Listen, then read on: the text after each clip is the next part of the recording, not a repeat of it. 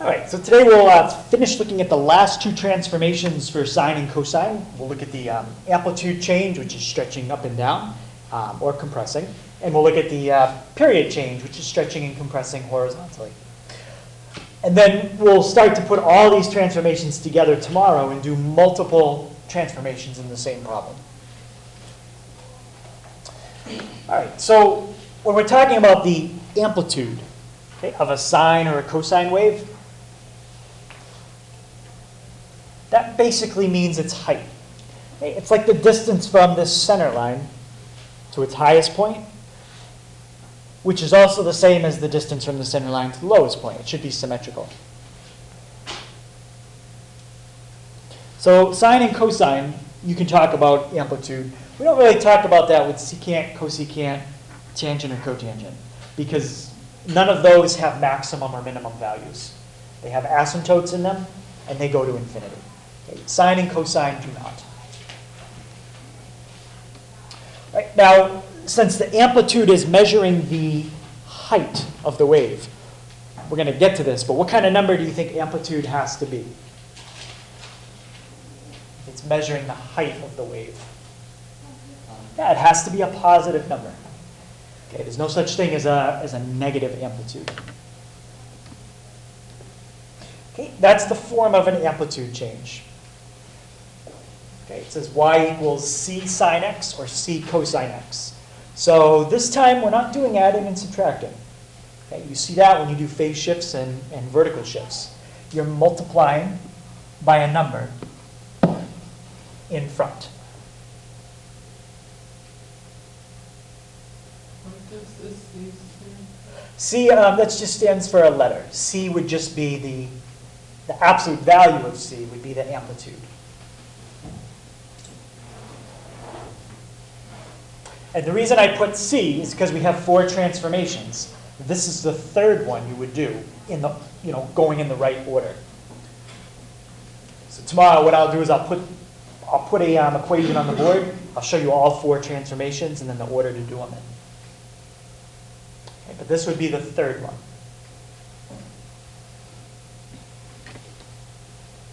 Okay, and I wrote that the formula, if you just want to look at an equation and determine the amplitude, it's just the absolute value of the number in front.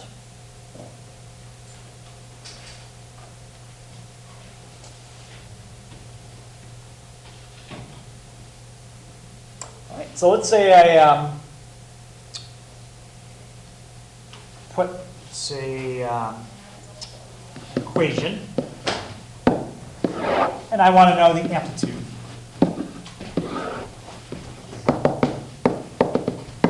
What's the amplitude of 3 sine x? 3. And the amplitude would be 3. Okay, how about y equals 2/3 cosine x? What's the amplitude there? Someone, what did you say? Someone said it? Yep, 2/3. All right, how about negative 5 sine x? 5. Now, the negative is going to do something to the graph. Okay, and we should know what happens when we put a negative in front, but it doesn't affect the amplitude. It does something else. Does anybody remember what a negative does to a graph? Yeah, it's going to flip it. We just have to determine whether it flips over the x-axis or over the y-axis. How about y equals negative 3 cosine x plus pi minus 1?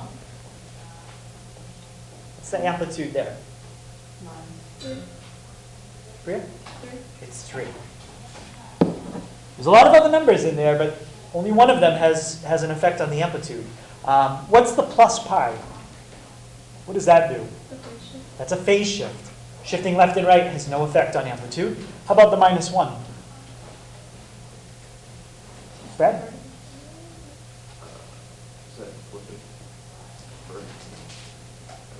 No, that minus 1, that's not a flip. That's a vertical shift. That shifts it down 1. Neither one of those pi or the minus 1 have an effect on the amplitude. Just the minus 3. In fact, not even the minus, just the 3. That's what affects the amplitude. Okay. So you might see some problems that just say, here's an equation, identify the amplitude. You don't have to graph. All you have to do is what we just did right there. Okay, so an amplitude change will stretch or compress the graph along the y-axis. Right. So let's say the graph in black is the original. This is an example of an amplitude change. That is a stretch. If I were to play the sound in black and then the sound in red, what would be the difference between the two? What do you think? Yeah? Red one would be louder. Yeah, in terms of sound, the red one would be louder. Now, let's say instead of representing a sound wave, you can also represent an electromagnetic wave, right? That's like microwaves or visible light, radio waves, things like that. If you have a more powerful electromagnetic wave, like light, if light is more powerful, is it louder? Light doesn't make a sound. Yeah, light doesn't make a sound. So what would happen if you had a more powerful electromagnetic wave, like a more powerful microwave? Wouldn't it be It would be static? more, what? Static? Well, what if it was more powerful, though? Like, let's say the black one represented a light wave, and so did the red one. Brighter. Okay, so in terms of light, that's how you would see it, brighter. If this represented an X-ray, because X-rays are electromagnetic, it would be a more powerful X-ray. Okay, it wouldn't be a louder X-ray or a brighter X-ray, because we don't see X-rays, but it would be a stronger. Okay? And instead of having something that's more powerful, however you perceive it, brighter, louder, you could have something that's a compression. Okay? So that one in blue would represent a weaker wave, whatever weaker means. Softer sound, lower intensity. Okay. All right, so I have a couple other ones here. Curtis, what's the amplitude of 1A? 3. Yep. Austin, what's the amplitude of B? 4/3. Okay, if you already wrote down the other ones, you really don't need these, just some extras. What's the amplitude of C? Oh, John?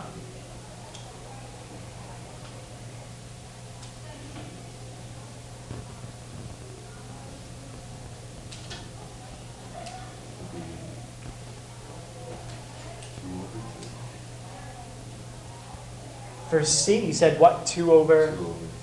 Now, where'd you get the 3 from in C? I'm just trying to kind of see where you...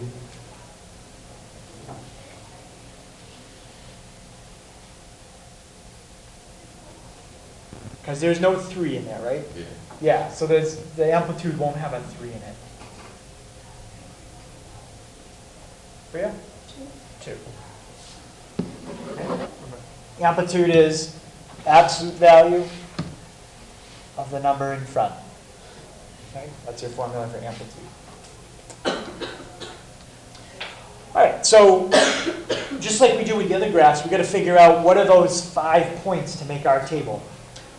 Well, if I do an amplitude change, what values are going to change? X's or Y's?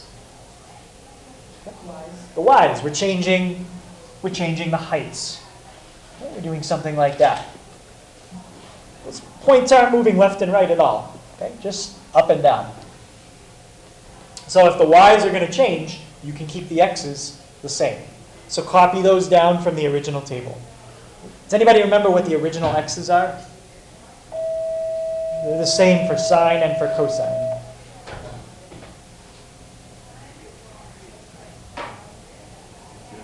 Zero, yep. Yep.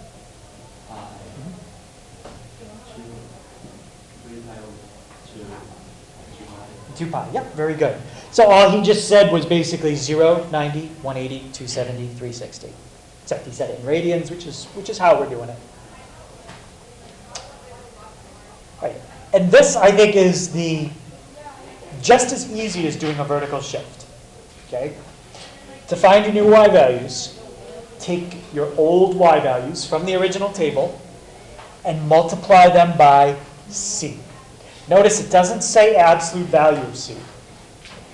Take whatever the number is in front and use it exactly the way it is. Okay, multiply the old y values by c. The only time you take the absolute value of c is if I ask you the question, what is the amplitude? I don't want a negative number. Okay? But that negative does have an effect on the graph, and most of you already said it flips it.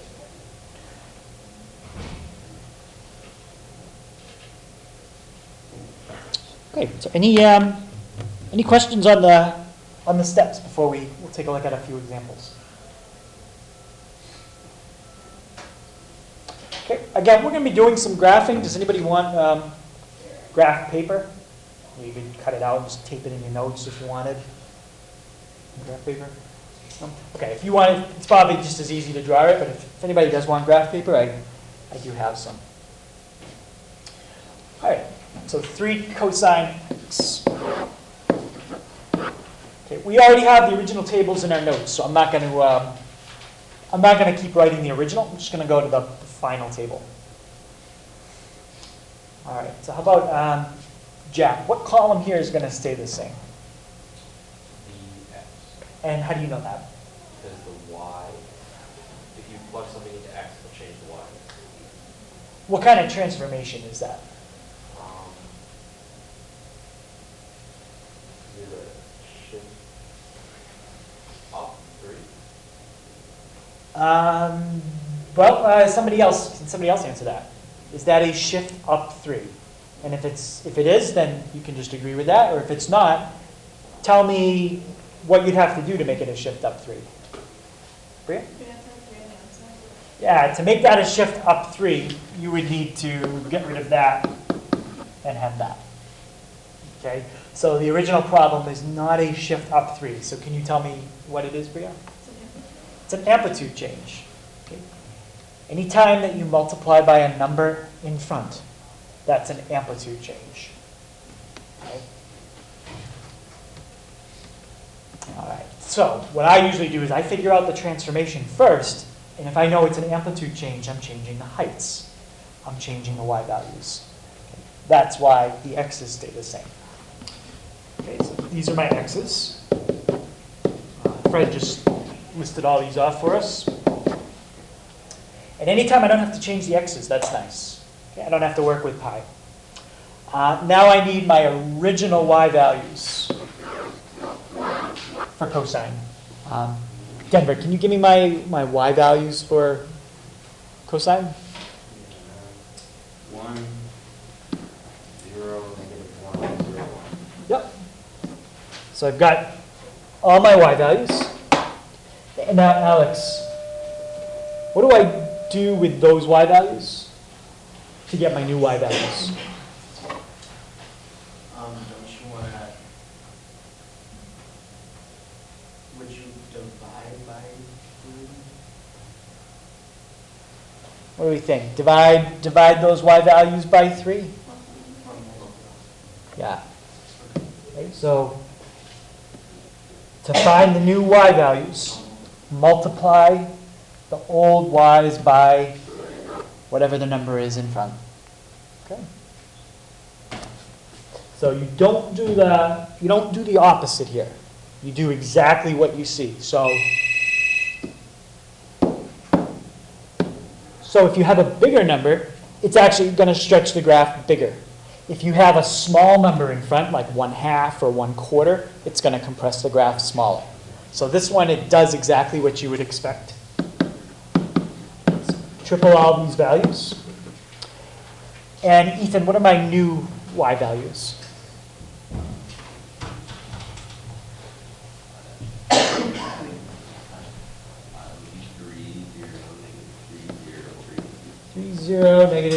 0, 3. Perfect. Okay, so that's my table. Okay, when I just put a box around, that's what I'd be looking at. All right, now we're going to graph it. Make sure you label your axes, because normally if you don't label axes, people assume you're going by ones. Okay, just how you always do it. So I am not going to go by ones. I'm going to put that at 0. I'm going to make that 3. And I'm going to make that -3. So I'm going to go by 3s on my y-axis. And on my x-axis, I'm going to go by our values. 0, pi over 2, pi, 3 pi over 2, and 2 pi. All right, so we've got, let's see, 0, 3. Let's see if I can make it a little smaller so I can. Pi over 2, 0. Pi, we're at -3. 3 pi over 2, back to 0. And 2 pi, back to 3. And there's our graph. Now, you might say that looks just like the original. And it does. How come this looks just like the original? Because you set your y values 3, like you went 0 to 3. Right, I changed the scale on my y-axis. So if I went like this, there's the original. Okay? So all you really have to do when you're doing an amplitude change to draw the graph, you could just change the y values and pretty much draw the original picture. Okay? If somebody wanted me to draw 8 cosine x, okay, all I would have to do on the picture is make that an 8, make that a -8, and there's 8 cosine x. All right, so that's why a lot of the pictures are going to look the same today, because I'm changing my y-axis scale. Okay, any questions on that one? That's an amplitude change. And as we said earlier, that would correspond to either a louder or a softer sound. Okay, so I'll play the frequency I have. Let's put it, I think I had it about at 1,000 before. Okay, and I'll play it the way it is, and then I'll compress it and stretch it, and you can see what it sounds like.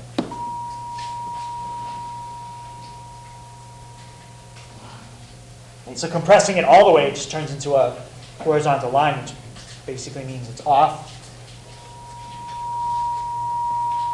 And then stretching it back really tall, it gets louder. Okay, what's going to happen when I graph this one? Before I even do anything, if you just compare this graph to the graph of regular sine, how are these going to compare? Denver? Which direction? Horizontally or vertically? Vertically, and by how much? Yeah, it's going to be half as high. Okay, so you're going to take the original, make it half as high. All right, so we can copy down the same x values.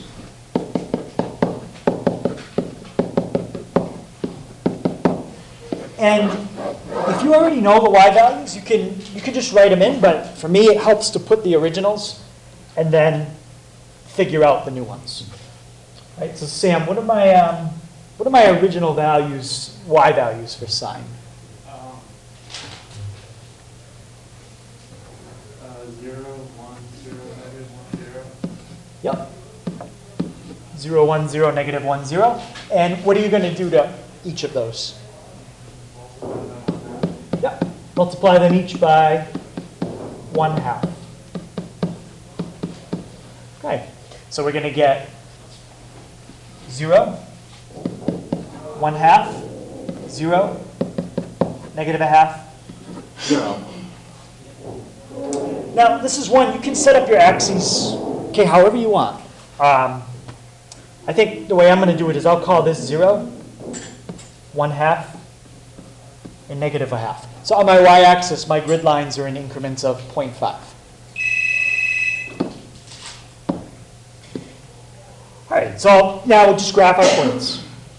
0, 0, pi over 2/2, pi 0, -1/2, back to 0.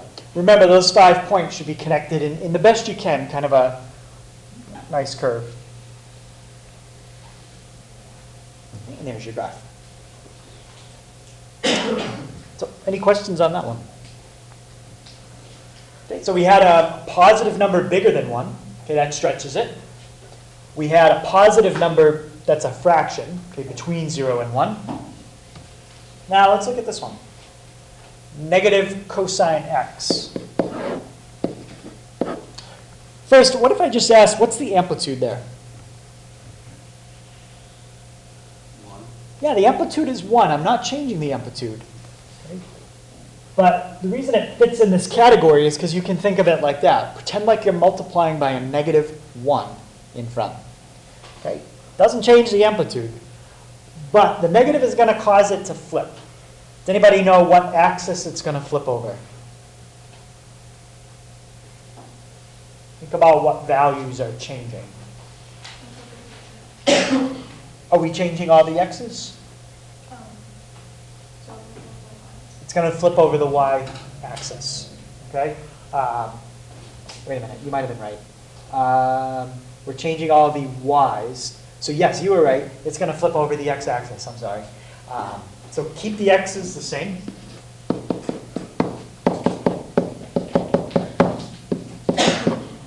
And take all the y values and multiply them by negative 1.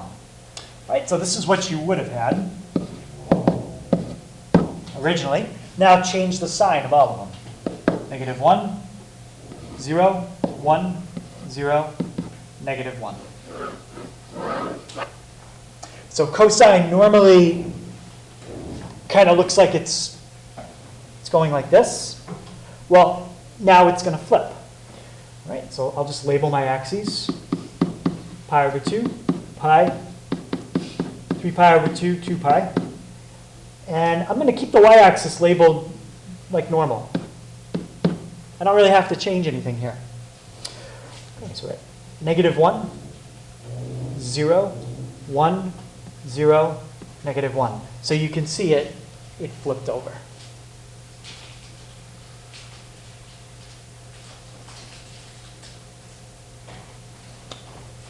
Okay, any questions on that one? Okay, that's the last one I planned on doing for an amplitude change. Right, it's a pretty straightforward transformation, not bad at all. The arithmetic, super easy to do. Okay, last transformation we're going to look at is a period change. Okay, based on what we've done, how is this going to affect the graph? What's the only thing we haven't done to it yet?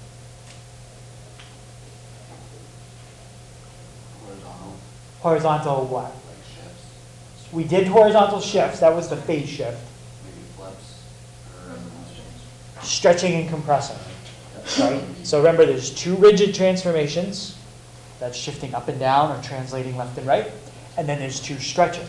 We just did stretching up and down. This is going to stretch left and right. So remember, the normal period for sine or cosine is 2 pi radians. That's the amount of angles you have to go through before the y values start repeating themselves. So every single graph we've done up until right now has had a period of 2 pi, all of them. Okay. Now we're going to talk about what happens when you stretch or compress it a little bit. Well, first of all, here's the formula. Okay, it's y equals sine bx, or y equals cosine bx. The idea is that you're multiplying by a number inside parentheses. Okay. What if you're multiplying outside parentheses, like in front? What is that called?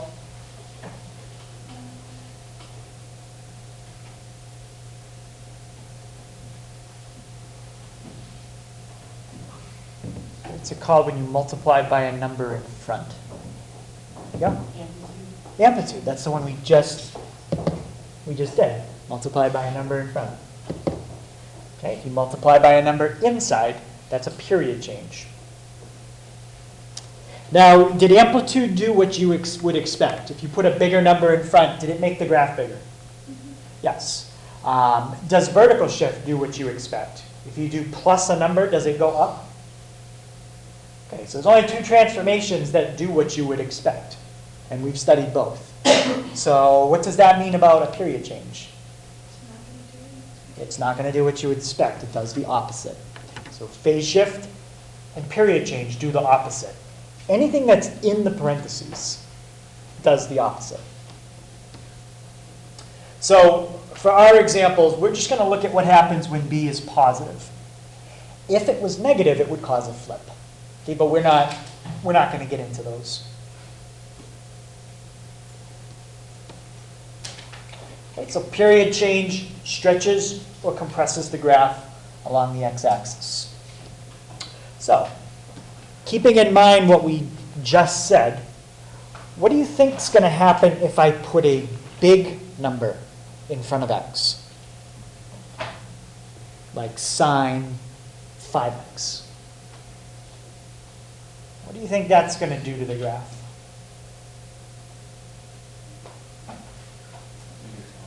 Yeah, it's going to make it smaller. Okay, this does the opposite.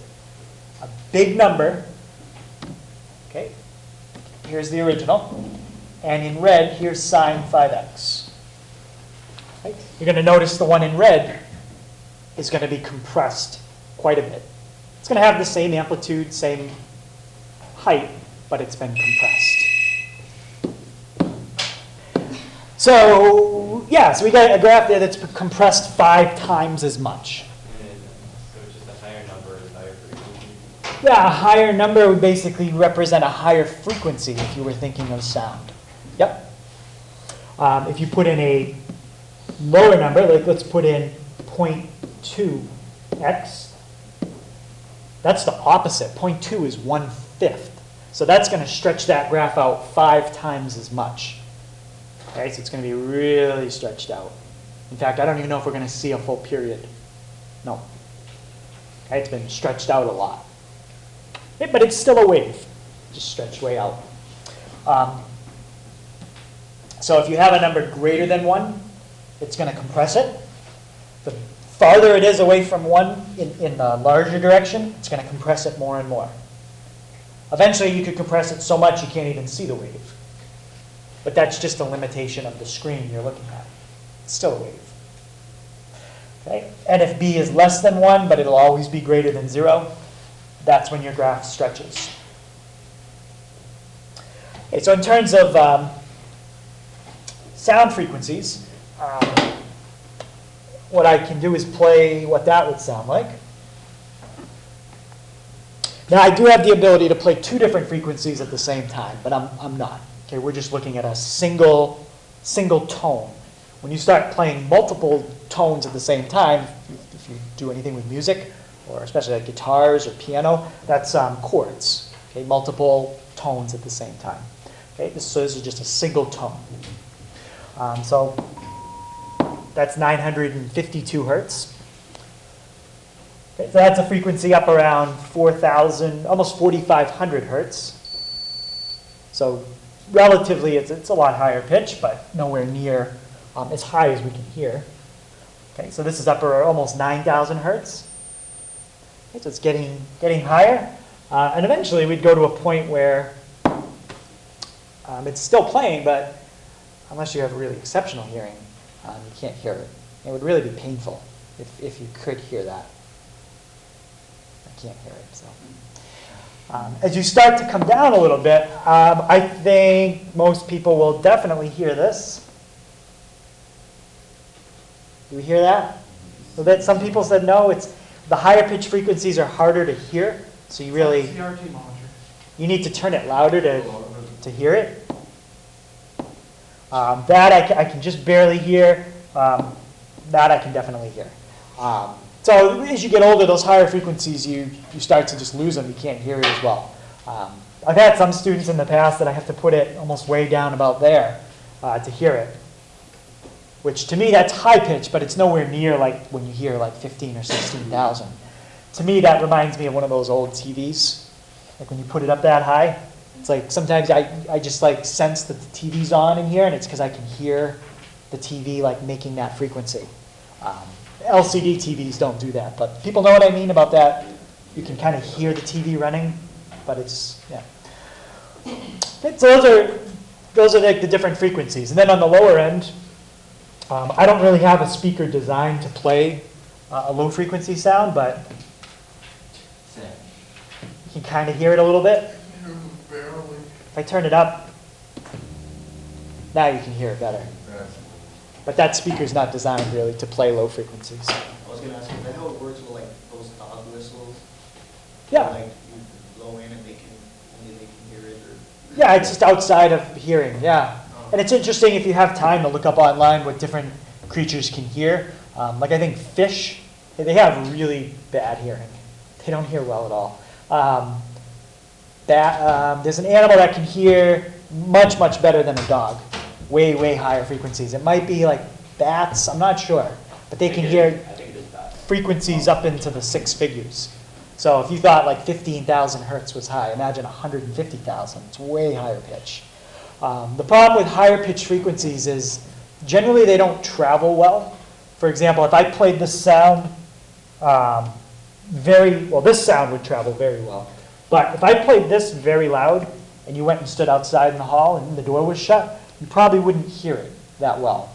But if I play a low pitch sound very well, low frequencies really vibrate everything around them, and we really can hear it pretty well. So that's why even like if you have, like in your house, if a car drives by and they've got like really like the subwoofer's really, really loud, you'll hear it in your house even with the doors and windows shut, just because it really permeates, it really travels well. So, you know, different frequencies travel better than others. And sound frequency also depends on temperature. It's hard to notice, but if you're outside and it's really cold, sound will travel slower, a little bit slower. Not a lot. It's not like if you were standing 20 feet away from somebody, it would take 5 minutes for them to hear what you said. But it is slower. And if you have like a building that's like, I don't know, if it was like 1,000 feet away and it echoed, you could probably go there in the summer and time it, and then time it in the winter if it's like a really, really cold day, and it would take longer in the winter for your echo to come back. It takes longer.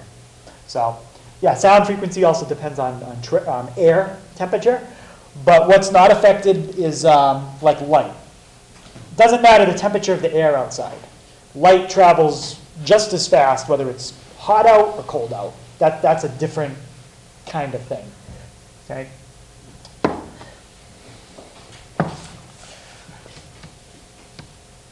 All right, so since we're stretching or compressing the graph, we're changing the period. So a lot of times I'm going to ask you, what is the period now? How many degrees does the graph have to go through to do its cycle? It's not 360 anymore. Maybe it's only half that, or maybe it's even longer. Okay? This is the formula to figure out the new period. Okay? So T is the period, and you take 2 pi, and you divide by b. Okay, remember, b was just the number that was in front of x. And the reason I use b is because when we do all 4 transformations at once, this is the second one you do. That's why I use b. All right, so let's use that formula and see if we can find the period of some of these functions. Okay, the formula always has what in the top of the fraction?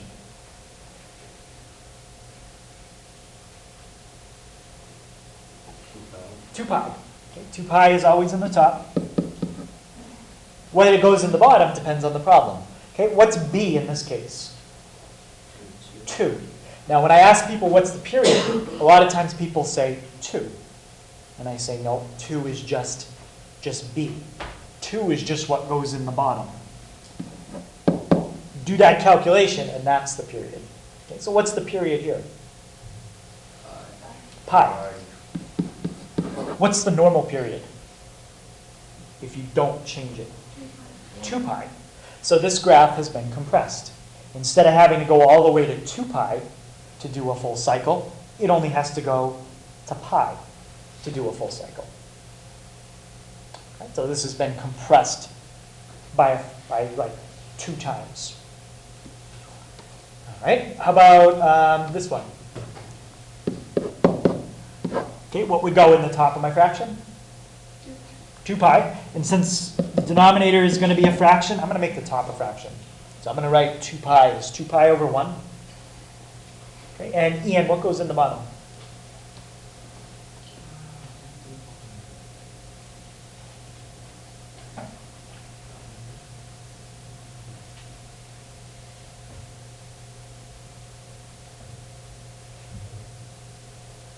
Do you remember the letter that I said goes in the bottom?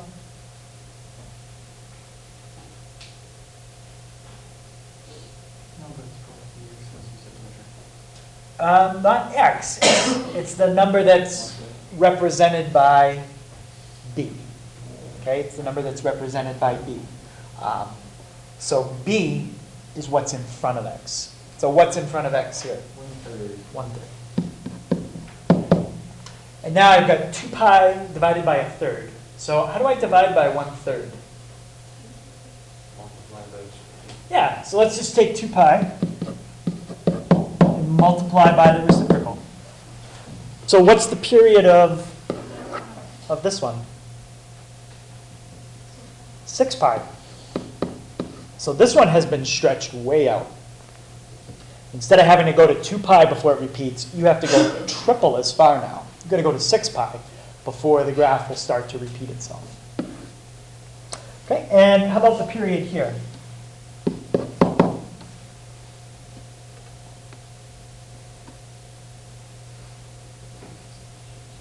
Yeah, the period would just be 2. Be 2 pi over pi. So the period would go from 0 to 2. And again, that's in radians. Okay, so every 2 radians, this graph will repeat. And how about here? 2 sine 3x plus 2. A lot of different numbers there, but there's only one number you really should be focusing on to find the period.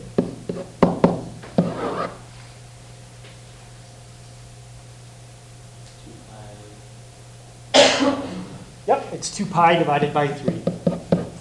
The 2 in front has nothing to do with the period. That's an amplitude change. The plus 2 at the end, that's a vertical shift. Okay, the only number here that you should focus on is right there. Okay, so those are questions you don't have to graph anything. Just find the period. Now, in order to do the graph, what we just did in these 4 problems, that's the first step. Okay, finding that number. So with a period change, we are going to stretch and compress left and right. Okay, so we're going to change the x values, which means the y values stay the same. Now, we don't like it as much when the y values stay the same because that means you're going to have to do arithmetic with the x's. And the x's are the harder column to do arithmetic with.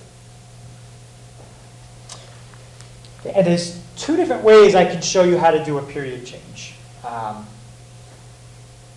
It's kind of like 2 different tools. Sometimes one way works better, sometimes another way works better. It depends on the problem. What I might do is just stick with showing you one way for today, and then if we come across a problem where the other way works better, I can show you then.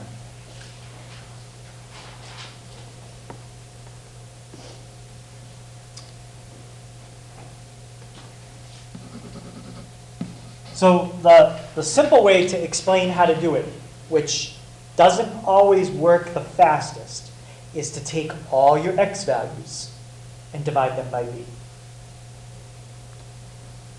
Okay, so take all the original x values and divide them by whatever number is in front of x. So in that case, you divide them by 2. Divide them by 1/3.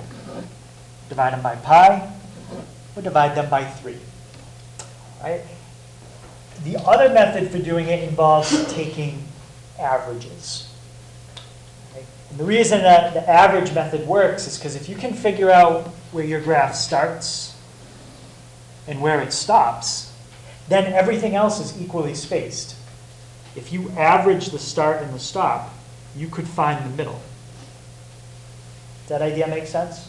And then if you average the middle and the start, you could find the quarter point. and if you average the middle and the end, you could find the end point. I don't think I'm going to show you the averaging method today, but it is a very fast method in some problems. Okay? I'm going to do it this way. Take the original x's and divide them by b. Okay, let's try a problem. Okay, so first of all, who can tell me how I know this is a period change? I know it's not a phase shift, it's not anything else. That's definitely a period change. Because the 1/2 is multiplying the x. Yes, you're multiplying inside the parentheses to the x. That's a period change. So Nick, if we're changing the period, that means which values are not affected? The y's are not affected. Okay, we're going to stretch and compress left and right. So those values stay the same, and those you get 5 points for just writing those down. Now I'm going to take all my original x's, and I'm going to do what to them?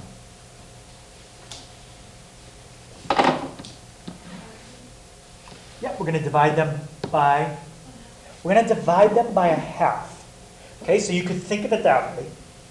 Take everything and divide by 1/2. Or what's that the same as doing? Doubling everything. Okay, multiplying by the reciprocal. Okay, this just represents whatever's in the numerator. Okay, instead of dividing by 1/2, you can multiply by 2. Okay, so that step that I wrote in part B, you can think of it either way. Take the original x values and divide by b, or take the original x values and multiply them by the reciprocal of b. Same thing. Okay, I just thought that was simpler wording. All right, so let's double all our x values. 0, pi over 2, pi, 3 pi over 2, and 2 pi. Does everyone understand why doubling is the same as dividing by 1/2? Any questions on that? Okay. I just think it's quicker to think of it this way. Okay, so what are going to be my new x values? Oh, Austin? 0. Yep.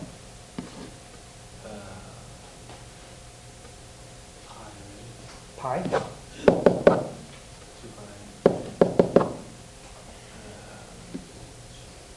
6 pi over 2. Yep. 3 pi. 3 pi. And 4 pi. 4 pi. And if you get a nice pattern in the end, chances are you did it right. 0, 1, 2, 3, 4. And that's it. So now label your axes. These are your y's.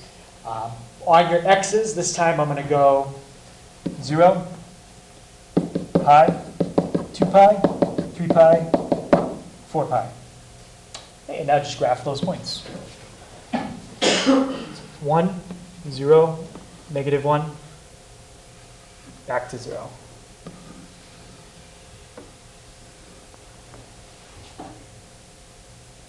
Did this graph stretch or compress?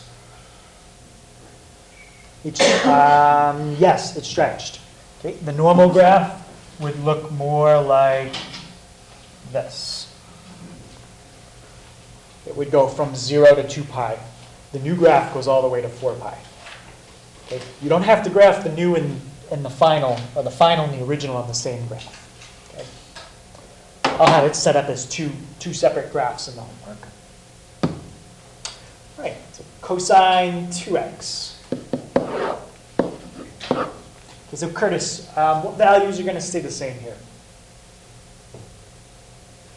The y? Yep, the y's. Fred, can you tell me my y values for cosine? Cosine is 1, 1 and, yeah, not 1, 0, 1, -1, 0, 1. Good. And now this time we're going to take all our x values, and what am I going to divide them by, Alex? 2. Yeah, we're going to divide them all by 2. All right, so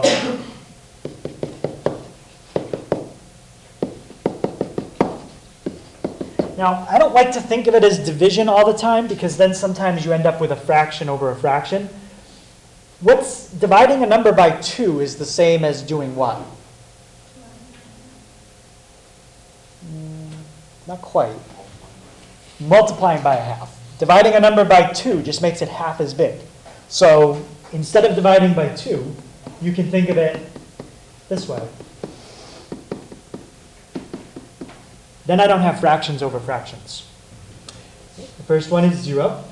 And now to multiply fractions, just go straight across. Pi times 1 is pi. 2 times 2 is 4. Okay. Pi times 1 gives me pi. 1 times 2 gives me 2. Okay. How about the next one?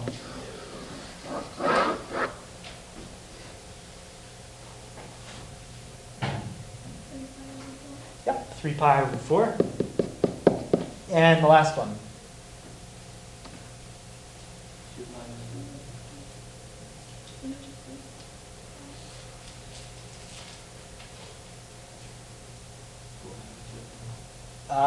So what's in the top? 2 pi times 1.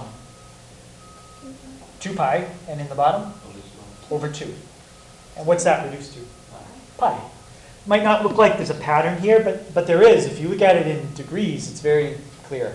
That's 0, 45, 90, 135, 180. It's a gap of 45 degrees between each point. If you wrote everything with a denominator of 4, that's 0 pi over 4, 1 pi over 4, 2 pi over 4, 3 pi over 4, 4 pi over 4. Okay, so there's a pattern there. All right, there's my y's. And here's my x's. Pi over 2, pi over 4, pi. And now just graph your values. I always like to check these numbers in degrees just to make sure, am I really writing things that are equally spaced here? Because you wouldn't want to do something like this in radians.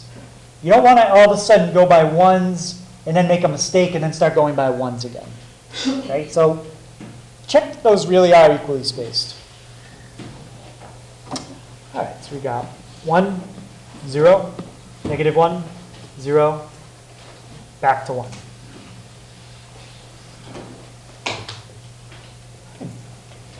Any questions on that one?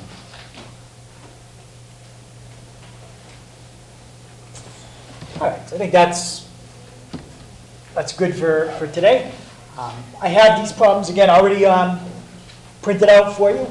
Okay, just make sure tonight you to get full credit, you show the table of the 5 points and show the graph.